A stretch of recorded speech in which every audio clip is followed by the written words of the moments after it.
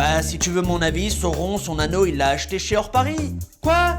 T'y connais rien au Seigneur des Anneaux? Oh, Jésus, Marie, Louisie, Joseph! Ok, je t'explique. Mais en deux.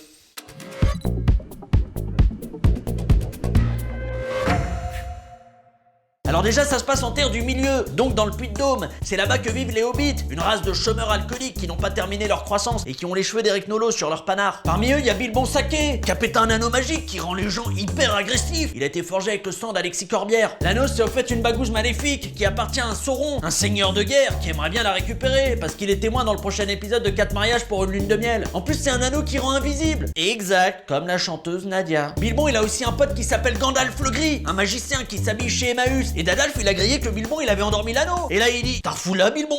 Faut détruire ce truc, zombie. Mais y a qu'un seul moyen de gommer l'anneau, c'est de le jeter dans un volcan, au fond du jardin de Sauron. Et pour Gandalf, le seul qui peut réussir une telle mission, c'est un puceau sans muscles. Donc il choisit Frodon, le neveu de Bilbon. Donc Mr. Dalf, il va voir Frodon et il lui dit: mon gars, déjà Eh ben il est où? T'es là? Bon, mon gars, déjà tu vas mettre des talons aiguilles quand on te parle, et ensuite tu vas prendre cet anneau et tu vas aller le refiler aux elfes qui vont gérer le dos. Mais Frodon et ses copains hobbits, ils sont poursuivis par les Nazgûl, des fans de Tokyo Hotel qui ont juré fidélité à Sauron. Heureusement, la bande parvient à leur échapper, grâce à Muriel Boll.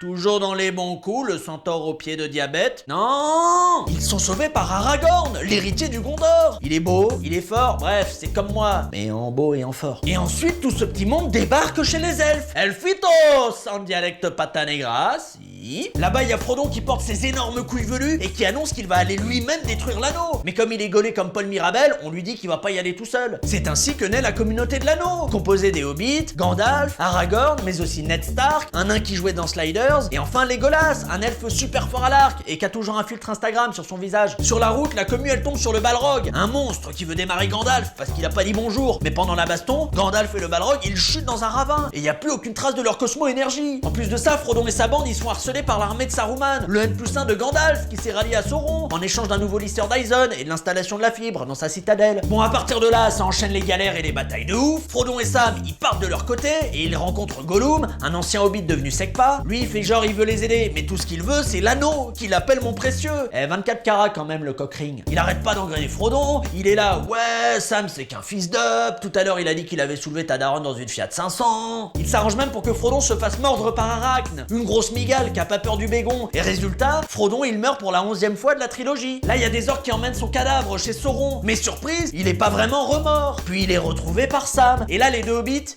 il ken de ouf. Non! Reste attentif dans ton attention. Il sprint vers le volcan pour jeter l'anneau dans la cheminée. Entre-temps, il y a Aragorn et son armée qui ont remporté plein de batailles super longues, mais super bien filmées, et puis il débarque devant le portail de Sauron, qui lui n'en a rien à battre. Il est là. Mais c'est les minables. Et là, ça se tape encore, ça s'emboucane, nanani nanana. Frodon et Sam, ils en profitent pour rentrer dans le volcan, mais au moment de jeter l'anneau dans la lave, Frodon il cède à son pouvoir, et il le met à son wad. Là, Gollum, il lui bondit dessus, et il lui arrache le doigt, avec ses chicots de Marine Le Pen, avant de tomber dans la lave, en faisant le signe de Joule. Boum, l'anneau est détruit, et Sauron il canne pour de bon. Là, Gandalf, il est ouf, il hurle « Chut !»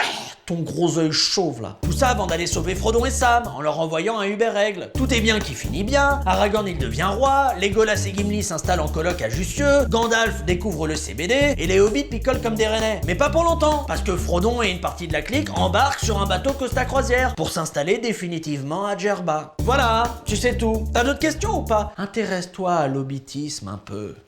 Ah, et au fait, si t'aimes les churros et Hulk Hogan, abonne-toi à ma chaîne YouTube.